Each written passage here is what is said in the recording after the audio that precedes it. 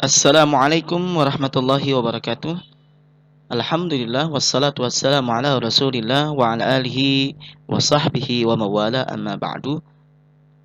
Siswa dan siswi yang mudah-mudahan dimuliakan Allah Subhanahu wa taala, pada kesempatan yang berbahagia ini kita akan melanjutkan pembahasan kita mengenai iman kepada kitab-kitab Allah Subhanahu wa taala. Pembahasan yang minggu yang lalu kita sudah bahas peta konsep tentang beriman kepada kitab-kitab Allah. Kemudian kita sudah membahas pula pengertian dari beriman kepada kitab. Apa sih itu iman? Kemudian kitab itu apa? Kemudian pengertian beriman kepada kitab Allah, perbedaan antara kitab dan suhuf kita sudah bahas.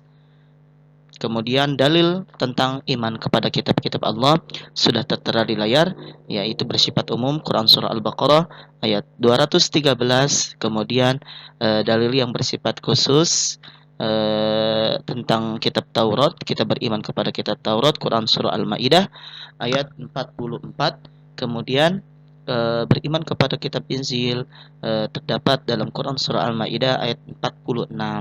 Kemudian kita beriman kepada kitab Zabur tertera dalam firman Allah Subhanahu wa taala Quran surah Al-Isra ayat 55.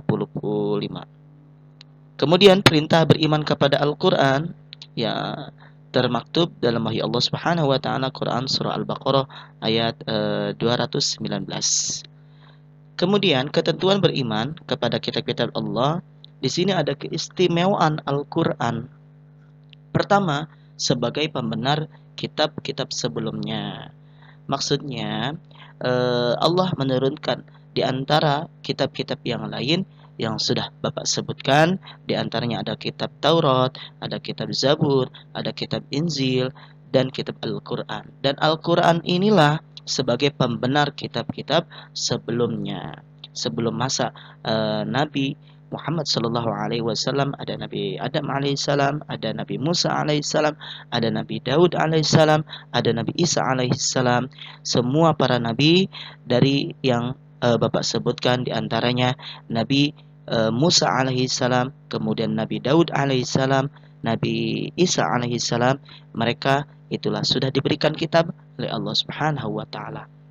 Kemudian keberkahan bagi yang membacanya. Tentu ketika kita membaca ayat suci Al-Quran, walaupun satu ayat, walaupun satu huruf, itu bernilai ibadah. Kata Nabi, man qara'a harfan min kitabillah falahu asyru amsalihha. Barang siapa yang membaca kitab suci Al-Quran, maka Allah Subhanahu wa taala akan melipat gandakan 10 kali lipat. Kemudian membuat daya tarik orang yang beriman untuk mempelajari. Ketika kita ingin membaca ayat suci Al-Quran ataupun firman Allah Subhanahu wa taala dalam Al-Quran, itu mempunyai daya tarik sendiri. Contoh misalnya Quran surah Al-Fatihah. Al-Fatihah itu artinya apa? Pembuka. Kemudian Al-Baqarah. Al-Baqarah itu apa? Sapi betina. Kenapa Allah memberikan penamaan langsung dalam firman-Nya Allah Subhanahu wa taala sebagai penarik? Ketika ada orang yang ingin beriman kepada Allah, mereka baca ayat-ayat Allah Subhanahu wa taala atau firman Allah Subhanahu wa taala. Kemudian memberikan ketenangan jiwa. Apabila dibacakan ayat-ayat suci Al-Qur'an, maka hati akan menjadi tentram. Oleh karena itu, alladzina amanu wa tatma'innu qulubuhum ala bidzikrillahi tatma'innul qulub. Barang siapa yang mengingat Allah Subhanahu wa taala, maka hatinya akan tentram. Ketika kita membaca ayat-ayat Allah Subhanahu wa taala atau firman-firman Allah Subhanahu wa taala, maka hati kita akan menjadi tenang. Kemudian memberi syafaat kelak di hari kiamat. Betul, di antara firman-firman Allah semuanya benar. Ketika kita membaca ayat Al-Quran, kita berharap kepada Allah, mudah-mudahan siapa tahu di yaumil qiyamah Al-Quran ini memberikan syafaat bagi orang-orang yang mempelajari, memahami, kemudian menghafalkan ayat-ayat Allah. terjaga keasliannya dari perilaku orang-orang jahat. Jelas Allah Subhanahu wa taala memelihara langsung atau menjaga langsung kitab suci Al-Qur'an terhindar dari orang-orang jahat yang ingin memanipulasi ayat Allah, yang ingin merubah keaslian atau otentititas keaslian firman-firman Allah, maka Allah akan menjaga langsung dari firman-firmannya itu.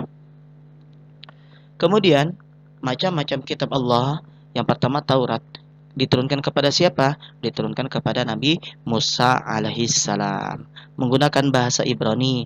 Umat yang menerima adalah Yahudi. Kita berisi 10 perintah Allah Subhanahu wa taala. Tempat diterima di Tur Sina. Ini sebuah tempat di mana Nabi Musa alaihissalam menerima wahyu Allah Subhanahu wa taala. Kitab Taurat itu tempatnya di Gunung Tur Sina. Berlaku abad 12 sebelum Masehi. Kemudian ada kitab Allah, terutama Zabur, diturunkan kepada Nabi Daud alaihissalam. Bahasa yang digunakan adalah bahasa Qibti, umat yang menerima betul Yahudi. Berisi tentang zikir, nasihat, hikmah, dan tidak mengandung syariah, karena Nabi Daud meneruskan syariah Nabi Musa. Tempat yang diturunkan oleh Allah Subhanahu wa taala kitab Zabur kepada Nabi Daud alaihissalam di Yerusalem. Berlaku sejak abad 10 sebelum Masehi. Kemudian ada kitab Injil. Diturunkan kepada siapa? Nabi Isa alaihissalam. Betul. Bahasa yang digunakan bahasa Suryani. Umat yang diajak beriman Nasrani. Isi kitabnya apa saja? Sama dengan kitab sebelumnya. Menghapus hukum-hukum yang tertera di dalam kitab Taurat. Diturunkan di Yerusalem. Berlaku sejak 1 Masehi sampai 610 Masehi. Terakhir, kitab Al-Quran diturunkan oleh Allah Subhanahu wa taala kepada Nabi Muhammad sallallahu alaihi wasallam menggunakan bahasa Arab. Isi kitabnya akidah, ibadah, akhlak, muamalah, munakahat, zinayah, siasah, sejarah, hubungan internasional, dan ilmu pengetahuan, semuanya ada di dalam Al-Quran. Tempat 13 tahun di Mekah dan 10 tahun di Madinah. Berlaku sejak 610 Masehi sampai hari kiamat. Itulah macam-macam kitab yang sudah Bapak bahas. Mudah-mudahan bermanfaat bagi kita semua dan menambah wawasan dan menambah keilmuan dan menambah keimanan kita kepada Allah Subhanahu wa taala. Itu saja dari Bapak. Mohon maaf apabila banyak kesalahan dan tutur kata yang salah, mohon dibukakan pintu maaf yang sebesar-besarnya. Hadanallahu wa iyyakum ajma'in. Assalamualaikum warahmatullahi wabarakatuh.